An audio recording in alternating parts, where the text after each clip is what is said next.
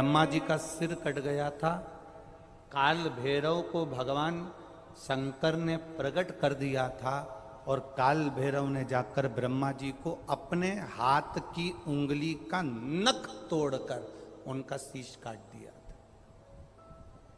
काल भैरव, जब काल भैरव ने शीश काट दिया, शीश कट गया,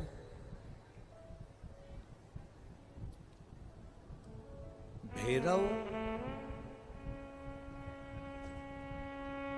काल भैरव का आदर सम्मान सत्कार सभी देवताओं ने किया।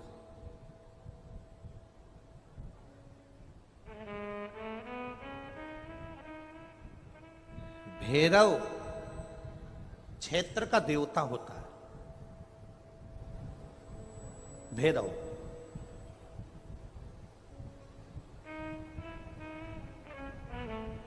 64 तरह के भैरव होते हैं। कितने तरह के? 64। 64 तरह के भैरव होते हैं और 64 तरह के भैरव, जितने भैरव होते हैं उतनी भैरवी होती है, क्योंकि शिव के साथ शक्ति जरूरी है, भैरव के साथ भैरवी जरूरी है, क्योंकि भैरव शंकर भगवान का एक अंश रूप है, क्योंकि शिव ने उसको प्रकट करा। हाँ, दुनिया के लोग भले भैरव जी को बदनाम करने में लगे, ये तो शुरू से चला आ रहा है। भैरव जी को कोई बीड़ी पिला देता है, कोई सिगरेट पिला देता है, कोई कह देता है कि भैरव बाबा को तो बीड़ी दे दो, भैरव बाबा को तो सिगरेट दे दो। ये ढोंग और प्रपंच मेरे शंकर की कथा में नहीं है।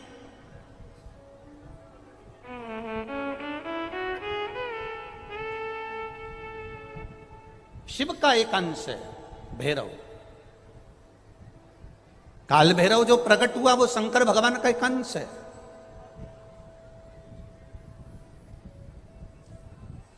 काल भैरव जो प्रकट हुए वो शिव का एक अंश रूप है। और काल भैरव जब प्रकट हुए, सारे देवताओं ने उनका आदर करा, इंद्र ने उनका सम्मान करा, इंद्र उनकी सेवा में लगे, वायु देव, गरुण देव, वरुण देव, जितने भी देवता हैं सब ने उनका आदर करा। अब आदर करते करते करते करते माता लक्ष्मी जी ने भी काल भैरव को निमंत्रण दिया। जरा सुनिएगा, बहुत सुंदर कथा है पुष्कर राज की। इस कथा को अपनी जिंदगी में उतारना जरूर। काल भैरव का निमंत्रण माता लक्ष्मी जी ने दिया और माता लक्ष्मी जी ने काल भैरव को निमंत्रण दिया कि काल भैरव आप बैकुंठ में पधारो और बैकुंठ की भूमि को आप पधार कर आनंदित करिए। तो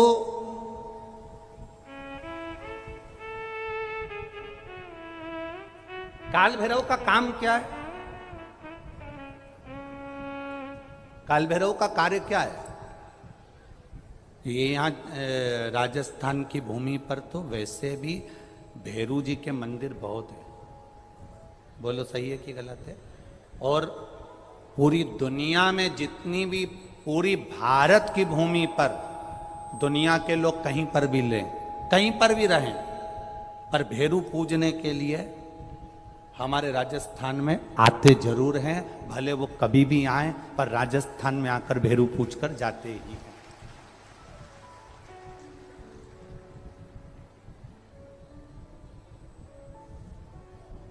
भैरव का काम क्या है? शंकर भगवान ने क्या केवल एक ब्रह्मा जी का सिर काटने के लिए काल भैरव को प्रकट करा? केवल एक कार्य के लिए ब्रह्मा जी ने, भगवान शिव जी ने काल भैरव को प्रकट करा? केवल एक काम के लिए? नहीं। मेरा भोलेनाथ एक कार्य के लिए काल भैरव को कभी प्रकट नहीं कर सकता, क्योंकि मेरे भोलेनाथ ने जब जब जो काम किया है वो संपूर्ण ब्रह्मांड के कल्याण के लिए किया है। इसलिए ब्रह्मा के सिर काटने के लिए, अकेले केवल ब्रह्मा का सिर काटने के लिए भगवान काल भैरव को प्रकट नहीं कर सकते। तब काल भैरव के प्रकट होने का कारण क्या है? भैरव के प्रकट होने का कारण क्या है? भैरू जी के प्रकट होने का कारण क्या है? भैरव प्रकट क्यों हुए हैं? तो शंकर भगवान जब काल भैरव जब नारायण के यहाँ बैकुंठ में गए और भगवान बैकुंठ में जब पहुंचे तो लक्ष्मी जी ने भगवान नारायण से पूछा, प्रभु मेरे मन के संशय को मिटाइए, ये भैरव प्रकट क्यों हुए हैं? केवल ब्रह्मा का सिर काटने के लिए?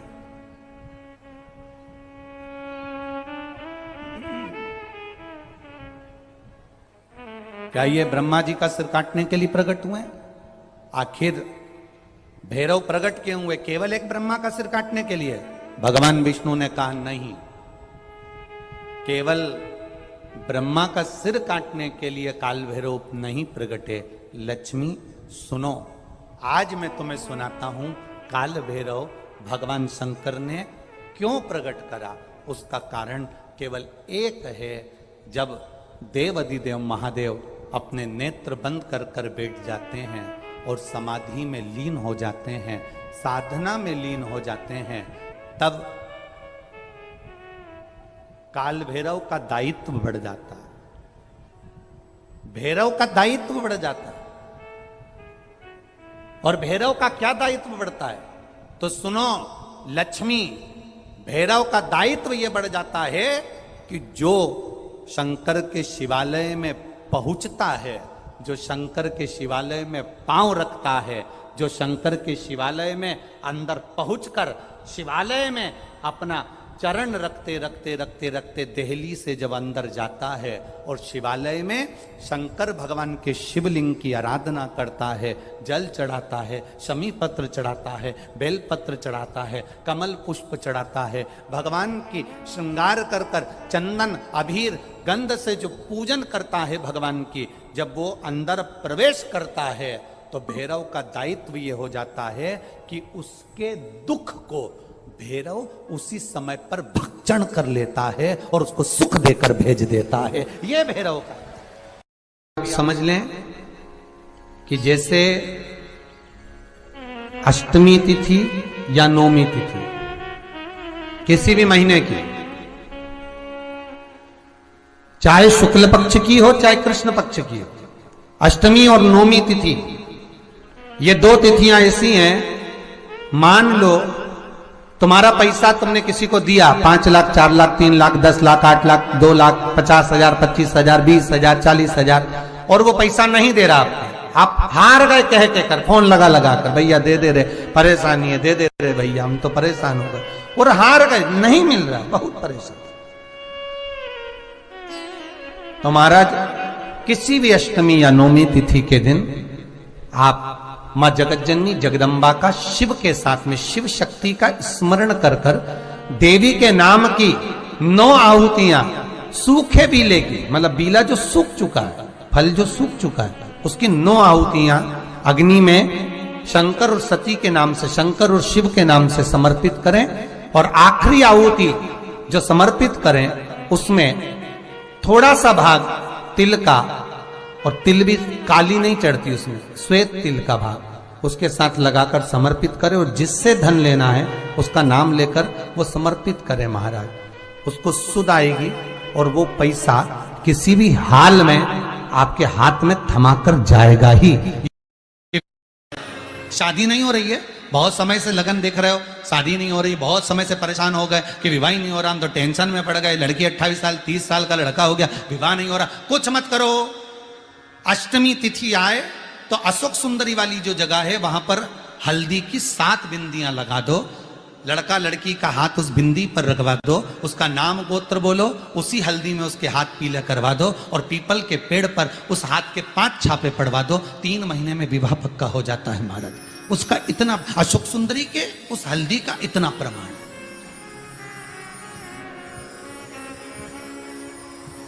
3 माह के अंतर्गत विवाह नक्की हो जाता, इतना इतना प्रमाण है महाराज। भगवान शिव की आराधना का कोई साधारण फल है महाराज।